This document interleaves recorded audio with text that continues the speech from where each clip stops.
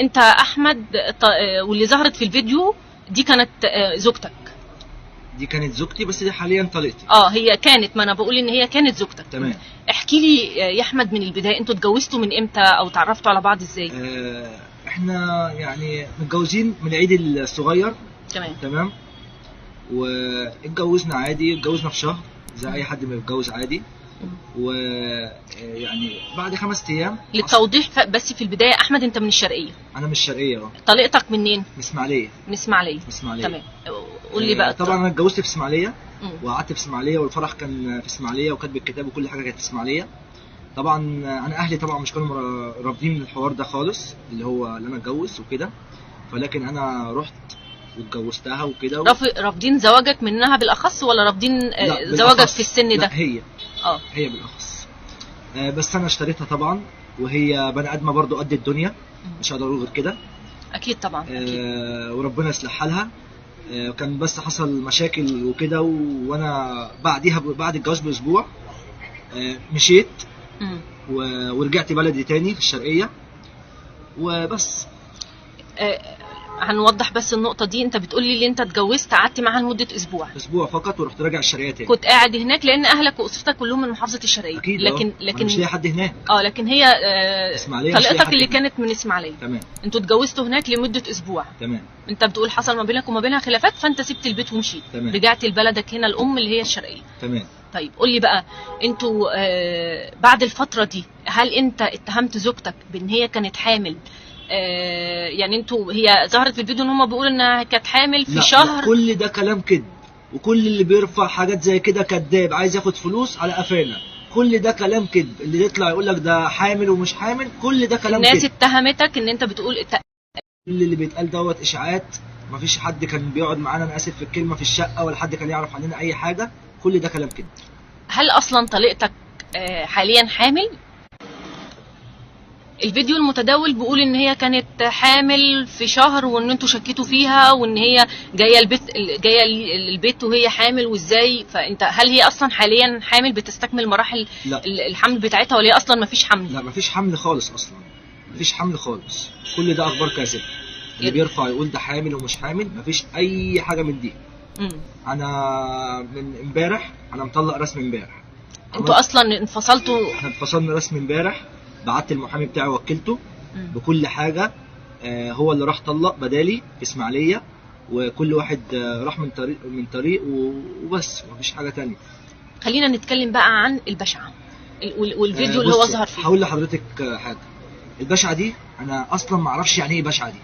انا من نفسي اول مره في حياتي الصراحه اعرف ان هي اسمها البشعه. انا ما اعرفش يعني ايه بشعه دي، ولا يعني انا اصلا استغربت اما هم راحوا حاجه زي كده. انا استغربت. خلينا نسترجع بعض الامور. البشعه دي متواجده هناك عندهم في اسماعيليه، البشعه ولا البشعة هنا دي في عندنا، ولا انت جبتها هنا الشرقيه؟ لا، جبت ايه حضرتك؟ البشعه دي في اسماعيليه، والشيخ نفسه من اسماعيليه. يعني انت مالكش علاقه بيهم؟ ماليش علاقه. يمكن احنا سمعنا صوت والدتها في الفيديو المتداول وعماله تزغرط، وانا فرحانه ببنتي. هي اهلها تما كانوا معاها، لكن انا ما رحتش اصلا ولا بشعه ولا افهم في الكلام دوت، عشان الكلام ده اصلا مش مذكور في القران والحاجات دي. انت اصلا ما كنتش متواجد معاها؟ لا. ولا اي حد من اطراف اسرتك؟ لا، نهائي. انا بقول لحضرتك، هي راحت اصلا. هل هي عرفتك ان هي رايحه للبشعه دي؟ ما عرفتنيش ولا اي حاجه. ما انا ساعتها اصلا ما كنت في مشاكل وما كنتش بكلمها اصلا. فلقيت مره واحده كده، لقيت منزله الفيديو بتاع البشعه. انا اتصدمت، بقول يعني ايه بشعه اصلا دي؟ يعني ايه الحاجات دي؟ يعني ايه الحديده دي؟ حديده ولسان تحطها على اللسان والكلام ده، انا ما بفهمش في الكلام ده. اما جت هي رفعته على النت، هي نشرت الفيديو على صفحتها. رفعت الفيديو على صفحتها. لقيت الناس بتقول لها، بتهاجمها شويه. ما كانش الحوار كبر اصلا كده، ما كانش وصل للفيسبوك والكلام ده للصحفيين. هي اللي بدات بالنشر. هي اللي بدات بالنشر، نزلتها. انت ما اتهمتهاش باي حاجه؟ ولا طلعت ولا اتكلمت ولا بشعه ولا الكلام ده، عشان انا ما بفهمش في الكلام ده. لقيتها مره واحده طلعت ورحت منزله الفيديو. لقيت الناس اصلا مستغربه في الكومنتات، يعني ايه بشعه؟ يعني ايه بشعه؟ يعني ايه بشعه؟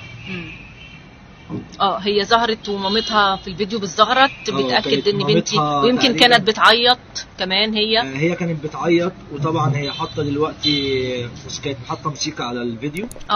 تقريبا موسيقى حزينه كده. هو الفيديو نشرته من امتى الفيديو؟ بالظبط من 7 ايام كده. انتوا اصلا خلاص كنتوا واخدين قرار ان انتوا كل واحد فيكم في حاله من زمان. انتوا بتقولوا ان انتوا متجوزين من العيد الصغير. ما اعرفش اصلا اللي هي هتروح ما اعرفش اللي هي هتروح حاجه زي كده اصلا خالص. انا نفسي يعني في ناس كتير مش عارفه يعني ايه بشعه دي. مش عارفه يعني ايه بشعه دي. انت من يوم ما سبتها في اسماعيليه من بعد زواجكم باسبوع وانت هنا في الشرقيه ما رحتش ليها اي ما رحتش نهائي خالص ولا حتى نهائي. يوم من بعد ولا يوم رحت شفتها ولا في بيت امها ولا في بيت اللي كان بامانه لا بناخد منك الكلام. يعلم ربنا اني ما رحت شفتها نهائي. انا كنت قاعد هنا وكنت بروح اشتغل واصرف على نفسي لحد الان، ولا كنت في دماغي عايش مع اسرتك اللي هنا. عايش مع اسرتي لكن مالكش علاقه بيها. انتوا ايه سبب الطلاق كان ما بينكم؟ مشاكل بس بعيده عن المتداول. يمكن هي اخدوها بنطاق تاني ممكن علشان انتوا فصلتوا من بعد اسبوع ممكن. او ان انتوا يعني انت سبتها ومشيت ممكن. هي اصلا بص حضرتك الناس هي مفكره ان انا عشان مشيت بعديها باسبوع ان انت بتشك فيها. فالناس بقى ايه يعني بتقول كلام اصلا يعني على لسانهم هم بقى. ده ازاي بقى ده سابها من اسبوع وفي حاجه؟ لا، البنت تحترم، واي واحد يتكلم على اي واحده دي ولايه لحد الان. هي من الناس المحترمه ومامتها من الناس المحترمه، وربنا يصلح حالها بعد الطلاق. هي الرسمي بقول ربنا يصلح حالك يا بنت الحلال مع اي حد تاني، وانت كل الاحترام ليكي. بس انا ولا اعرف حاجه عن البشعه دي ولا اعرف اي شيء، ولا ما كنتش في البشعه دي. عشان البشعه ديت اللي عاملها واحد من اسماعيليه، تمام، وهم اللي راحوا له. انا ما اعرفش اي حاجه عن الكلام ده خالص. حتى مامتها كانت اخر مره شفتها في الفيديو بتزغرط وتقول بنتي بريئه بنتي بريئه.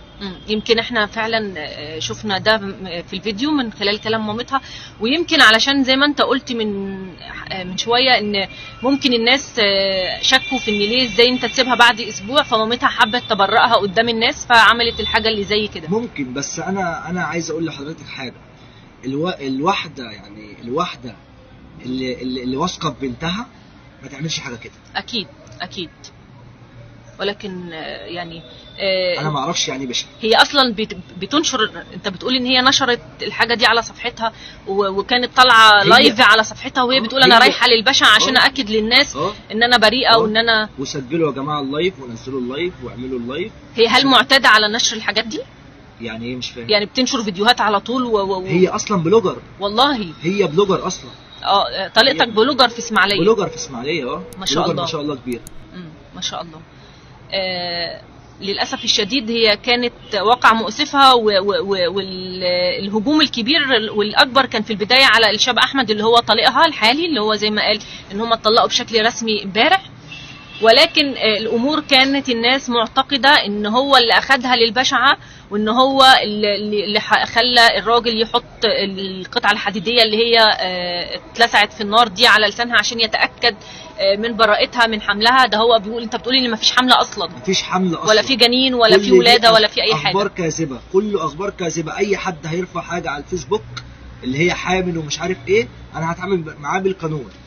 احنا يمكن شفنا فيديو ليها متداول وهي بتحتفل بالطلاق. حصل ما شاء الله. حصل. انا مش عارف. انا اصلا ما اعرفش. انا عايز اقول لحضرتك اللي انا صاحي من النوم لقيت واحد صاحبي بيقول لي الحق ده الكلام ده من شويه. انا ما اعرفش حاجه، انا ما بفتحش فيسبوك اصلا كتير. فالحق على الفيسبوك بقول في ايه، بيقول لي الحق طليقتك. ببص انا صعب عليا نفسي، والله صعب عليا نفسي. يعني دي ولايه برضو. يعني انت لو كتبت عليها حاجه زي كده ده حامل ومش عارف ايه. انا لما شفت الفيديو اللي هي بترقص في حفله الطلاق، وشفت الفيديو اللي هي كانت عاملاه بتاع البشعه وهي بتعيط، الناس كاتبه كلام قذر. الناس كاتبه كلام قذر عليها. هي يمكن الناس تعرفها في اسماعيليه اكتر من عندنا من هنا واكتر من باقي المحافظات. حصل. فاللي ممكن هيهاجمها او يعرف حقيقه الامور الناس اللي من اسماعيليه. اكيد. اما أكيد. الناس اللي هنا من الشرقيه او من المحافظات الاخرى تعاطفوا مع الفيديو لان هي حاطه عليه موسيقى حزينه وباينه وهي لا. سؤال بس معلش، هي اصلا طليقتك محجبه ولا بتمشي بشعرها؟ ولا احيانا واحيانا؟ هو بص حضرتك، هو احيانا واحيانا، بس على طول يعني هي الفيديو اللي احنا شفناه واللي هي ظهرت فيه مع البشعه كانت لابسه حجاب. لابسه حجاب.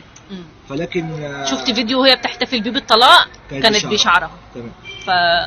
يعني هي يمكن الامور متناقضه شويه، ولكن يعني احنا حبينا نوضح لحضراتكم. انا برضو شفت برضو على صفحات كتير منزلينها بالفيديو البشعه وهي لابسه اسمها الطرحه وكانت لابسه العبايه، وجايبين فيديوهات وهي بترقص من غير طرحه وكاتبين عليها اوسخ الكلام.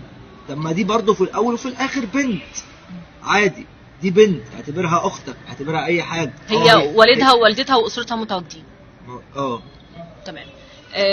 زي ما حضراتكم سمعتوا من احمد اللي كان حابب يوضح وجهة نظره وكان ليه حق الرد وفقا للفيديو المتداول، ان هو اصلا طليقته ما كانتش حامل تماما، وان هو ساب البيت بشكل رسمي من بعد الزواج باسبوع، وان دي كانت خلافات بعيدة تماما عن المتداول، ان هو كان بيشك في ان هي حامل. لا، هي اصلا بيقول ان هي مش حامل تماما، وان الامور بعيدة تماما كل البعد عن شكه فيها، لان هو واخدها عن تعارف وعن حب ومعرفة لفترة، وهم كانوا مقيمين في محافظة الاسماعيلية، وبعد تركه للبيت من الزواج باسبوع رجع هنا الشرقية واستقر هنا مع اسرته، وما رجعش تاني الاسماعيلية تماما، وما راحش معاها عند البشعة. هي على حد قوله ان هي طلعت في لايف وهو تفاجأ بيه على صفحتها ان هي رايحة للبشعة عشان تبرأ نفسها ان هي ما تزوجتش غير من احمد، ولكن هو ما كانش معاها ولا كان يعرف حوار البشعة ولا حضر معاها، ولا حتى أسرته أصلا كانوا موافقين على كل الأمور دي.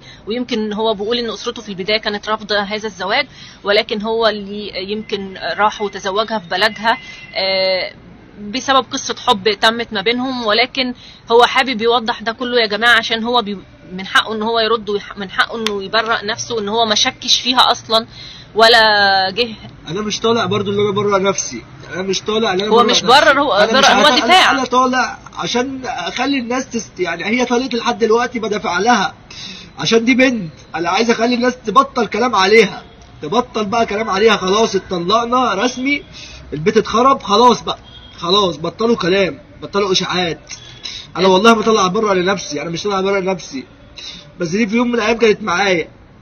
هي طالع يوضح ان هي خلاص الامور تمت ما بينهم بشكل رسمي، خلاص طلاق، وان هو ما شكش فيها، وان هو ملوش علاقه بالبشعه ولا اي حاجه.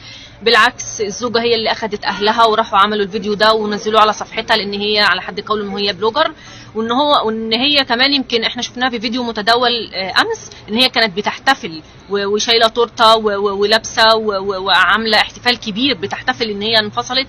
فده يعني اندل، فبيدل على ان الامور اللي ما بينهم ما كانتش بسبب ان هو بيتهمها او بيشك فيها تماما، ولكن كانت خلافات زي اي زوجين، وكل واحد فيهم راح لحاله. حتى امام حضراتكم هو بيدافع كل الدفاع عنها لانه هي بنت وهو عنده اخوات بنات، وطبعا ده احتراما لكل بنت احنا ما نقدرش نهاجمها. لكن مش كل طلاق بيتم بعد زواج فترة بسيطة بيكون بسبب الشك، ممكن تكون امور كتيرة ما بينهم هم مش حابين يوضحوها، ولكن الامر بدأ من الزوجة لان هي اللي نشرت الفيديو وهي اللي اثارت الضجة الكبيرة على السوشيال ميديا. انت عارفة حضرتك، انت عارفة لو هي مش كانت نزلت الفيديو ده ما كانش انتوا اصلا انت بتقول حاجة من العيد الصغير، ففي فترة كبيرة اصلا مسافة ما بينكم. على ايه؟ على الزواج. انت حضرتك بتقول احنا في العيد الصغير كان من شهر 6 تقريبا. احنا دلوقتي في شهر 12، يعني تقريبا 5-6 شهور و 6 شهور. ففي فترة بعيدة ان هي تنزله خلال الفترة دي لسه من شهر، فاصلا انتوا سايبين بعض من زمان، وكمان خلاص انتوا كنتوا متفقين مع بعض على الطلاق بشكل رسمي. فتوضيحا طبعا من الاستاذ احمد زي ما وضح لحضراتكم، الفيديو المتداول هو بريء منه، وان هو ما راحش معاها عند البشعه ولا كان حاضر، وان الامر كان بيتم في محافظه الاسماعيليه وهو كان هنا داخل الشرقيه، والطلاق تم ما بينهم بشكل رسمي امس وبسبب امور اخرى وليس بسبب ما تم تداوله. هم ما لهمش علاقه تماما. الشيخ بتاع البشعه من اسماعيليه انا فاجئت مره، واحد صاحبي كان بيتفرج، كانت هي فاتحه لايف، فلقيت الشيخ بتاع البشعه ده طلع معاها في اللايف. انا اصلا يعني انا فاجئت اللي هو يعني عنده تيك توك وبيطلع لايفات عادي ما شاء الله. هو اصلا مش شيخ، بس توضيحا هو مش شيخ تماما. احنا بارئين من كل الناس اللي بتجري ورا امور يتبرأ منها الدين الاسلامي. انا ما اعرفش احنا متبرئين منها تماما. ده مش شيخ، ده شخص بيدعي الشيوخ وبيدعي حضرتك. انا